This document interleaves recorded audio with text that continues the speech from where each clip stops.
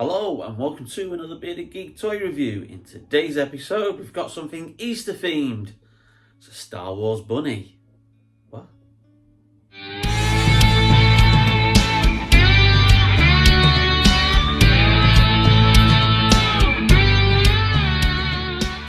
Welcome back to the channel, and in today's video, which is being filmed on Good Friday, I thought as part of the Easter holidays, what better way to celebrate than by looking at this Star Wars Black Series action figure of Jaxxon the Rabbit. Yes, you heard that right, folks. If you're not aware of this character's background and existence, I'll obviously fill you in as we go along. But yes, this is a space rabbit who inhabits the Star Wars universe. He started out in Marvel Comics back in 1978 when obviously Marvel originally had the license to do the comics, and obviously the 6 issues were an adaptation of the movie. Huge success. It became one of Marvel's bestsellers. And then, obviously, Lucasfilm said, well, you need to continue the stories, but here's a certain things that you can't do. You can't have Luke and Leia get together. You can't have Luke fight Darth Vader. And, they set like a parameter of different things that, you can't do. But besides that, free reign. So Roy Thomas, who was the writer, and Howard Chorkin, who was the artist at the time, as the follow-up story for A New Hope, did a story which was heavily inspired by the Seven Samurai and the Magnificent Seven, and saw Han Solo and Chewie go off with their reward, their galactic credits, as you were, to go and pay off the debt of Jabba the Hutt. But in the meantime, their money got stolen, and then obviously to try and get the money back and pay off Jabba the Hutt, they took a mercenary job, which was recruiting a bunch of other space bounty hunters and renegades and whatnot to help defend a village that was being attacked by space pirates. So Jaxxon the Rabbit was one of these characters who appeared in the story. Yeah, it's safe to say that apparently George Lucas absolutely hated the idea, and he made another couple of appearances after that, but then swiftly disappeared afterwards and was effectively written out of canon, especially when that original run of Marvel Comics was deemed as non-canon, and then Dark Horse took over the license and started to do other comics. But then when obviously Disney bought Lucasfilm in 2012, and then in 2015, Marvel, also owned by Disney, started publishing Star Wars comics again. And then Jaxxon has finally kind of like found his way back into canon, as it were, as a space bounty hunter, a friend of obviously Lando Calrissian and Han Solo, and there's been various like little appearances by him in the comics. So he is kind of like now canon again, and this is from this cover here is from Star Wars Adventures, which is kind of like a more kiddie orientated comic, and this was from one of the annuals where Jaxxon appeared in a bit of an adventure with Lando. So this was released in 2021 as part of the 50th anniversary celebrations of Lucasfilm. It's one of these comic-based Black Series figures, which we've reviewed, obviously, a couple in the past. So yeah, it shows some comic panels on the packaging. I'm just a little bit disappointed it's shown ones from predominantly this kind of like story, when I would have liked to actually seen the original appearance of Jaxxon from way back from 1978 as part of the packaging. But there you go. So Jaxxon is a nearly 6 foot tall, green-furred, leppy smuggler and captain of the Rabbit's Foot, known for his wisecracks and high kicks. Jaxxon has helped Han Solo and Chewbacca out on more than one occasion. And there he is with Dengar. So here's the figure, and there's an interesting use of reuse of parts for this figure. Obviously, it's a brand new head sculpt, but let's get it open and have a closer look.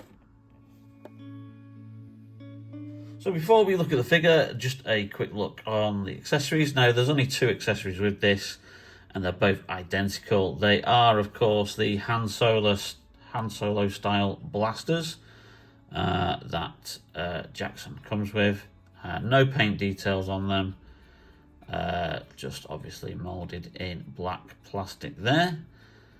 So yeah, so just 2 blasters for you to have with the figure. And here's the figure. Yeah, and he's quite a bizarre little fellow, isn't he? They've obviously gone for the ultra realistic look. It's obviously probably more in line with how he appeared on a particular cover of, I think, a Star Wars Insider magazine, which kind of like did a proper fully painted artwork of him rather than like the more cartoony version. But even in the original comic, I'll share with you some panels from that at the end of the video. You can obviously see that, you know, it's a big green rabbit. And yeah, and there's some interesting reuses of other figures here. Now, obviously, the new bit is the head sculpt, brand new head sculpt, obviously, you know, because there's not many other characters in the Star Wars universe who are big green rabbits. This top shoulder section is all new as well, and I think this holster for his guns, this holster belt, is also new.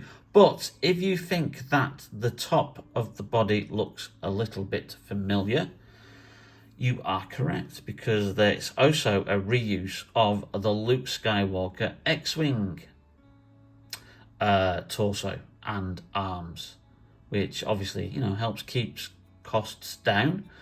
So yeah, they've done that there. Obviously, they've taken the top of the body and then also the arms, so they've reused that. And then there's also reuse in the legs as well. So if you see the legs, they've got that very Star Wars style of kind of wrapping round the boots. And of course, that comes from this New Hope Luke Skywalker. This is the one that came with the land speeder, which I've got. So yeah, you can see there, obviously reuse there with the legs. So yeah, that kind of keeps all costs down, but it doesn't stop Hasbro from charging an arm and a leg for this figure, even though it was fairly like cheap for them to produce, because there's only really 3 new parts to the figure. But yeah, I think this retailed for $29.95, I think, originally, because that's the price range that these kind of comic book Black Series figures were going for. Obviously, I didn't pay that. I got this ages ago. He sat on the bottom of my review pile, and then I just realised, oh, it's Easter. Go on then, let's do a fun video with Jaxxon the Rabbit. Happy Easter, everyone. Yeah, so I didn't get it for that. I got him for $9.95 from Star Action Figures. I had a check yesterday, and he's still there. He's still in the sales bin for $9.95. So if you really want a big kind of like Star Wars blue, green rabbit in your collection, then of course, you know, why not head over to Star Action Figures, where he is at $9.95. Which is, you know, it's great, it's a bargain. And the reason why I got this figure was purely because I have really fond memories of those old comic strips. Now, obviously, in the UK, they were reprinted as Star Wars Weekly. So they weren't in colour, they were in black and white, and they broke up each like kind of issue into like 4 separate adventures that like stripped it across the 4 weeks. I also put in some other strips in there as well. So yeah, you can have him obviously like that with both guns, or it's quite strange that there's not a trigger finger on that hand. So I think what I'm going to do is probably just put that gun in his holster there, rather than have him holding that and then just have him like that. I think that's a good little pose.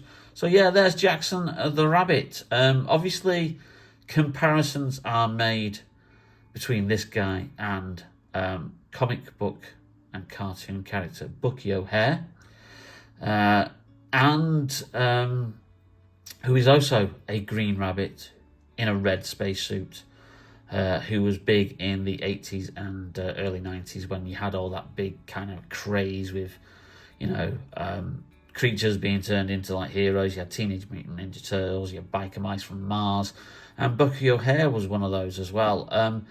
Apparently, it is just a coincidence.